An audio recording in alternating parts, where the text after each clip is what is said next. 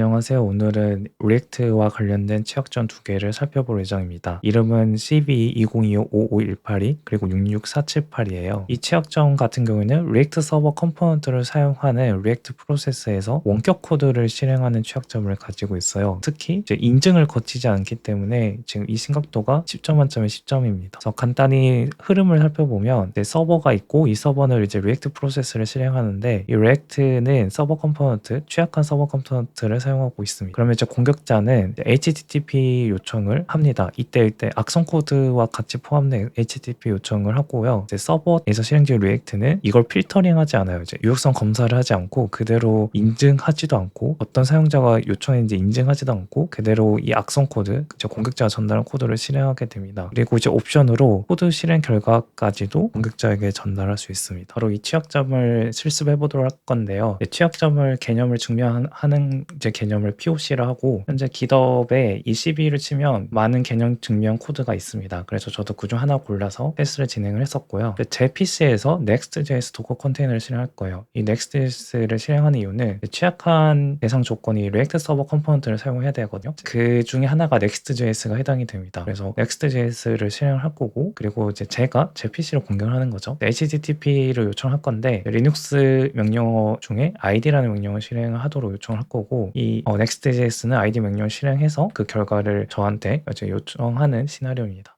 Next.js는 제가 별다른 설정을 하지 않았어요. 처음 프로젝트를 생성하는 Create Next 앱이라는 프로젝트 생성만 했을 뿐이지 별다른 설정을 하지 않습니다. Next.js를 실행하면 로컬호스트 3000번 포트로 접속할 수 있고요. 기본 페이지인 Next.js 헬로 월드가 보입니다. 정말 아무것도 설정하지 않은 Next.js 페이지입니다. POC 코드는 이제 파이썬으로 실행할 거예요. 이 원본은 여기 GitHub 주소에 가보시면 되고, 제 로컬에서 실행 중인 Next.js 주소 대상으로 리눅스 명령 아이디를 이렇게 실행을 하는 겁니다. 그리고 이 명령어를, 즉 이 공격을 하기 위해서 페이로드가 아래가 있고요. 이 페이로드를 그 파이썬 패키지에서 리퀘스트를 사용해서 HTTP 리퀘스트 호스트를 이렇게 날리게 됩니다. 그러면 실행을 해볼게요. 아까 보여드렸던 파이썬 코드는 exploit.python 파일이라고 이렇게 있고요. 제가 이걸 실행하기 위해서 exploit 파일을 이렇게 실행해 보겠습니다. 그러면 여기 뭔가 결과가 나오죠. 이 결과가 뭐냐면 서버에서 id라는 명령을 실행하고 그 id 명령어 결과를 이렇게 리턴을 한 겁니다.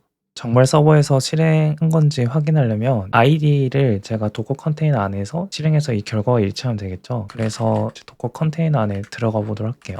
도커 컨테이너 안에 들어왔고 id 명령어를 칠게요. 그러면 id 명령의 결과가 나오고 지금 이 결과와 이 결과가 지금 동일하다는 걸 알 수가 있죠. 그러면 다른 좀 시나리오 해볼까요? 다른 시나리오는 파일을 생성을 해보도록 할게요. hello.txt에 뭔가 더미 데이터를 넣어서 파일을 생성하도록 제가 먼저 제가 아까 도커 컨테이너 안에 tmp라는 디렉토리 안에서 파일이 없다는 걸 이렇게 확인을 할 거고요. 그리고 저희 아까 파이썬 코드 exploit.py에 명령을 좀 수정할게요. id라는 명령을 실행한 거 대신에 파일을 tmp hello.txt에 쓸 건데 그 내용을 파일에요 이렇게 쓸게요. 그리고 이거를 저장을 하고 그 다음에 이제 실행하겠습니다. 실행하면 뭔가 결과가 나왔죠. 그리고 도커 컨테이너 안에서 들어가고 tmp 디렉토리 가면 아까 없었던 txt 파일이 있고 그 결과를 보면 하이 대어가 있죠. 지금 공격자가 원하는 대로 서버에서 명령을 실행할 수 있습니다. 그래서 다시 돌아오면 지금 취약점이 매우 위험한 이유들이 보이거든요. 그 이유가 이 취약한 대상이기만 하면 공격자는 매우 쉽게 공격할 수 있습니다. 그래서 공격자는 서버 주소만 알면 돼요. 그리고 보통은 리액트로 개발된 서비스는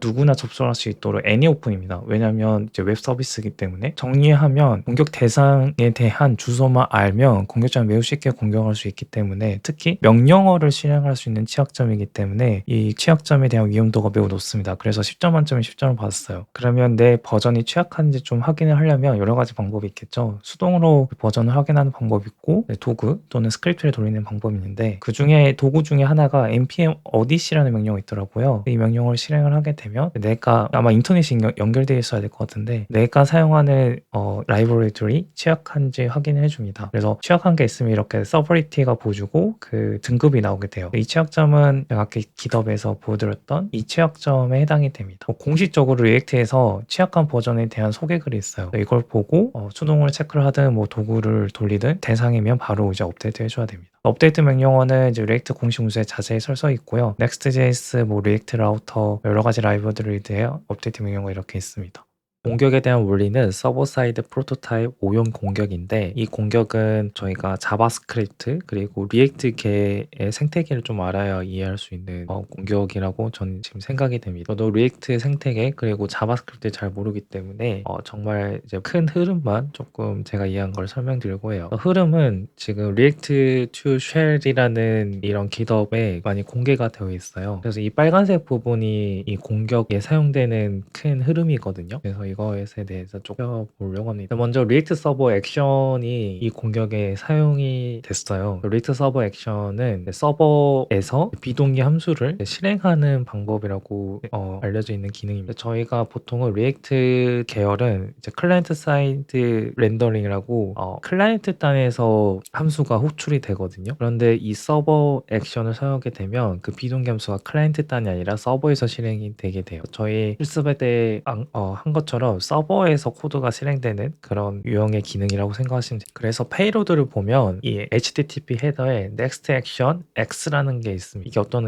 의미냐면 리액트 서버 액션을 사용하겠다는 의미예요. 그러면 공격자가 전달한 코드가 서버단에서 실행이 되겠죠. 그렇기 때문에 next action 또는 리액트 서버 액션을 사용을 해야 되고요. 그러면 이제 공격자는 서버에 실행할 함수 또는 코드를 이렇게 전달하게 됩니다. 멀티 폼 데이터로 전달하게 되고 이 데이터를 쭉쭉 이렇게 따라가 보면 결국은 이 위에 크래프트 청크라는 변수 이 페이로드가 공격자가 전달을 하게 됩니다. 아까 페이로드대로 공격자가 이제 리액트 서버에 전송을 하겠죠. 리액트 서버 컴포넌트는 받은 데이터를 뭐 파싱 또는 역직렬화 단계를 거치게 됩니다. 여기가 이 부분이고요. 이때 파싱하는 과정에서 알 수 없는 뭔가 취약점이 발생해서 그 공격 코드가 이제 실행이 되게 됩니다. 그 부분이 이제 여기서부터 시작이 되게 돼요. 파싱하는 과정에서 getRoot라는 함수를 이제 비동기로 호출하게 되는데 그거의 리턴 값이 chunk as 10 able이라고 되어 있습니다. 이 자체가 이제 문제가 되는데 그래서 이 문제가 되기 때문에 이 아래 단계가 빨간색으로 되어 있어요. 그리고 이 부분을 좀 페이로드를 좀 봐보도록 할게요. 아까 파싱 과정에서 then able이라는 부분이 여기에 해당이 되는데요. 보면 이제 프로토라는 게 보여요. 프로토라는 이제 오브젝트에 접근해서 then을 한다는 건데 사실 이거 자체가 실행되면 안 되는 코드예요. 왜냐하면 데이터를 변조하는 행위잖아요. 공격자 또는 사용자가 전달한 코드가 어떤 내부 상태를 변경하는 행위인데 이 자체가 지금 허용이 되었기 때문에 then able 상태가 되고 이후에 이제 공격이 된다고 보시면 됩니다. 그리고 이 프로토라는 걸 변조한 이유 자체가 자바스크립트에서는 객체가 이 프로토라는 오브젝트를 모두 다 가지고 있고 이 프로토라는 객체를 변조하게 되면 그 모든 객체가 변경되는 특성이 있대요. 자바스크립트 객체에서 약간 특별한 특성인데 이 점을 이제 이용해서 공격 코드가 실행이 되는 원리입니다. enable에 대한 보충 설명을 좀 하려고 합니다. 저도 이해한 걸 설명해서 틀릴 수도 있는데 자바스크립트에선 비동기 함수를 호출한 다음에 그 다음에 어떤 코드를 실행할지 또는 어떤 기능을 수행할지를 then으로 이렇게 예약을 할 수 있어요. 여기 보시요 then 그리고 내가 이 setTime라는 비동기 함수가 끝나면 이 then의 오브젝트라는 객체를 실행하게끔 이렇게 해놨습니다. 방금 보여드렸던 then able as를 제 PC에 실행을 하면 지금 한번처럼 로드한 대로 hello my name is then able이라는 게 보이죠. 이게 실행된 이유는 setTime라는 비동기 함수가 끝나고 그 이후에 제가 then으로 지정한 이 객체가 이제 실행이 되는 거죠. 그리고 then able을 알았으면 프로토라는 이제 개념도 알아야 되는데요. 보시는 것처럼 자바스크립트에서 객체를 만들게 되면 이 객체는 내부 링크를 하나 가지고 있고 그 내부 링크 이름을 이제 프로토라고 합니다. 이 프로토는 내부 링크를 따라가며 오브젝트 프로토타입이라는 그 객체 안에 있는 프로토를 가리키게 돼 있어요. 그래서 오브젝트 프로토는 약간 글로벌 뭔가 객체라고 생각하시면 됩니다. 글로벌 객체가 그 변조가 되면 예를 들어서 여기 보면 오브젝트 프로토타입 웹에 isAdmin이라는 필드를 추가하면 그 하위에 있는 객체들 뭐 user1, user2겠죠. user1, user2는 isAdmin이라는 필드를 만들지 않았음에도 불구하고 프로토 내부 링크를 참조하고 있기 때문에 isAdmin이 있다고 나와 있습니다. denab가 프로토를 이제 같이 결합해서 다시 코드를 봐볼게요. 그러면 보시면 프로토라는 곳에 den을 추가했잖아요. 그러면 전역 설정에 den을 추가했으니 모든 객체가 denable 상태로 바뀐다라고 이제 저희가 말을 바꿀 수 있죠. 모든 객체가 denable 상태로 바뀌게 되면 공격자가 원하는 코드가 어떤 비동기 함수가 끝날 때 실행되게끔 할 수 있겠죠. 그러면 저희는 이 첫 번째 빨간색이 해결이 됐어요. 그래서 빨간색 부분이 denable 상태로 프로토를 변경함으로써 공격자의 코드가 어떤 비동기 함수가 끝날 때 실행되게 할 수 있다라고 이제 저희는 이해할 수 있을 것 같아요. 그 다음에는 then 다음에 실행되는 이 함수가 있어요. 폼 데이터 get이라는 게 있는데 이 부분 잘 모르겠지만 Next.js 또는 이제 React 서버 컴포넌트 라이프 사이클에서 실행되는 함수로 추측이 돼요. 이때 이제 prefix라는 파라미터를 이제 받게 되는데 이 prefix는 저희 페이로드를 보면 이 리스폰스에 있는 prefix가 됩니다. 이 prefix라는 파라미터를 이렇게 받을 거잖아요. 근데 이거를 결국은 실행을 해야 돼요. 공격자 원하는 거는 이 코드를 실행을 해야 되는데 여기는 하나의 파라미터이고 실행하는 뭔가 함수는 아니에요. 그래서 이걸 어떻게 실행하냐? 여기 폼 데이터의 get을 변조를 합니다. 보면 여기 폼 데이터 get이 Next.js 내부적으로 라이프 사이클로 실행되는 함수로 보이는데 원래 기능이 있을 건데 그 기능을 이 생성자로 변경을 해버려요. 생성자의 생성자. 근데 이 생성자가 하나의 함수 형태라고 해요. 결국은 이게 이제 실행 가능한 형태잖아요. 그래서 생성자라는 함수를 실행을 할 때 이 코드 조각을 실행하게끔 이렇게 유도를 한 거죠. 이 부분이 그래서 여기 빨간색 부분에 해당이 됩니다. constructor라는 함수를 사용해서 공격자가 전달한 코드 조각을 실행하게끔 유도를 하는 거예요. 그리고 그거를 Next.js 내부적 라이프 사이클에 있는 폼 데이터 get 함수를 사용을 하는 거죠. 정리를 하면 결국 이 denable 상태로 변조를 하는 게 허용이 되어서 공격자가 원하는 다음 스텝으로 갈 수 있었고 공격자가 원하는 코드를 실행을 하기 위해서 아마도 Next.js 라이프 사이클 함수를 좀 이용을 했던 걸로 보입니다. 지금까지는 제가 이해한 공격 방식에 대한 이해를 설명드렸어요. 틀릴 수도 있지만 저는 이제 이렇게 이해를 했고요. 그 다음에 실제로 업무에 필요한 거죠. 각각 회사들이 어떻게 보안 장비로 그 추가 공격을 막을 수 있는지 그거에 대한 보고서들이 있습니다. 그래서 저는 AWS 클라우드를 좀 봤고요. 다른 이제 뭐 데이터도 GCP, 뭐 Azure, 뭐 다른 보안 회사도 각각 보고서들이 지금 나온 상태입니다. 여기서는 이제 AWS는 와프 규칙이 추가되었나 봐요. AWS 와프 규칙이 추가되었고 그 규칙에 대한 이제 인디케이터 어떤 그 데이터를 가지고 우리가 와프 규칙 추가했는지에 대한 설명이 있습니다. 저희 첫 번째 공격 분석을 할 때 next 액션, 서버 액션이 HTTP 헤더에 있었잖아요. 그래서 그 키워드를 찾았고요. 사실 근데 이 서버 액션, next 액션은 그 정상적인 것도 동작을 합니다. 그래서 이것만 가지고는 공격이라고 간주를 할 수 없을 것 같아요. 그래서 그 다음에 인디케이터도 같이 봐야 되는데 인디케이터를 보면 이 스페셜 파라미터가 있잖아요.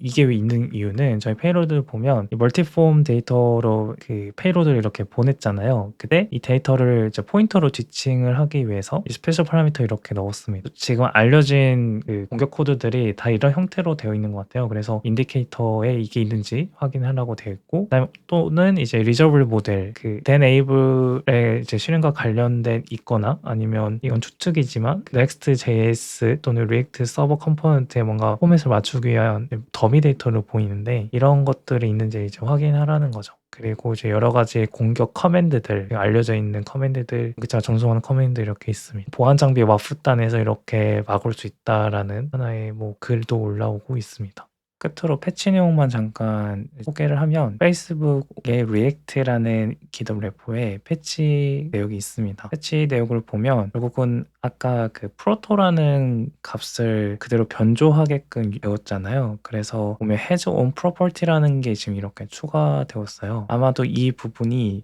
변조를 못하도록 하는 코드로 지금 보입니다. 그래서 유효성 검사하는 로직이 이렇게 추가가 되었다고 저는 이제 생각을 하고 있습니다.